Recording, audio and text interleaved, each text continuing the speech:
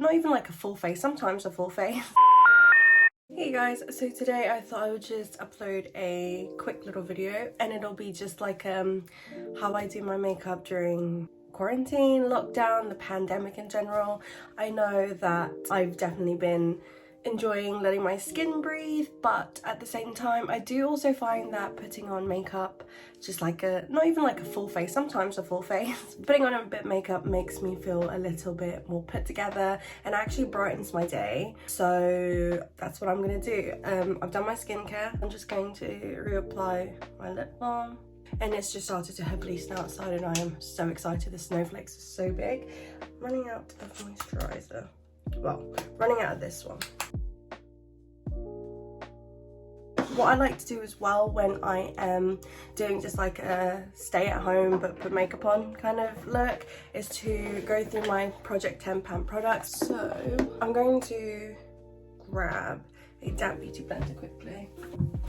Okay, so I'm back. I've got a damp beauty blender. I need to clean my brushes too, but that's a whole other thing. Anyway, before I get carried away, I also didn't put my contacts in. I don't know why, but it is what it is. I don't really go in with foundation really, so we'll go in with the Too Faced Born This Way Sculpting Concealer in the shade Golden Beige. This is my go-to concealer. A bit thick for just being at home, but it is what it is. And I just have some discoloration here. I've always had it. I don't really know from where, but it's there. I'm just going to take my Morphe M335 brush. This is my favourite brush for concealer, and I just lightly apply some coverage and like just fan it out almost to the rest of my face, because I just kind of want it to be focused there. And if you want to bring it around the eyes you can, but I just tend to focus it along here, and then here I like to use circular motions just to blend it in. Now that that's done, I just go in with like a cream contour, and for that I'm going to be using the LA Girl Pro Conceal. This isn't as dark as I want it to be. It's more bronzing than carves out actual contour, but where am I going? It's just a little extra. And then for blush, I just like to take this KIKO Milano Velvet Touch Creamy Stick Blush in the shade 4. And I like to then, instead of applying it directly into my face, I take my blush brush, just kind of brush it against it, I guess, and then just kind of in circular motions dab, but like where my highlight would go. I learnt this technique from my cousin Danielle, Nikki. And then just kind of apply a little bit on the actual cheeks, and then I love blush on the nose, especially because it's so cold. And then that's pretty much it. Like, I would set it, but sometimes I just don't. I just leave that to do its thing. For highlight, I'll be taking the Anastasia Beverly Hills Liquid Glow highlight in, I believe this is Opal, Oyster. And then at the tip, and then just buff it out with a brush first. So it's just more of a natural glow, and then I just dab it in with the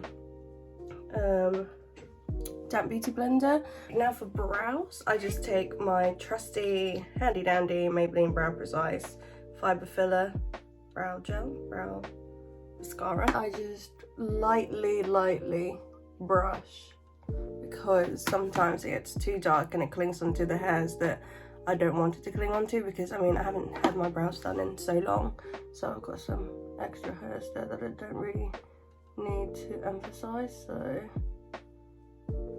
just like that, and that's my brows done. That's literally my brows done. For eyes, I do like to go in with a little bit of colour. So what I do is I just take my Morphe R40 brush and I take my bronzer, any bronzer really.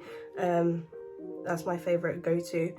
Eyeshadow, if you're being lazy, tap off the excess and just literally swirl it all over. And then I go in with mascara. I will still curl my lashes because otherwise it's just, you can't see them.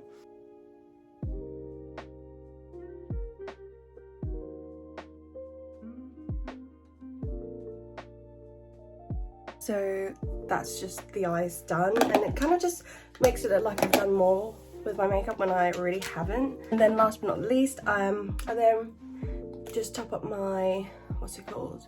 My lip balm with this little NARS Afterglow lip balm in the shade Torrid.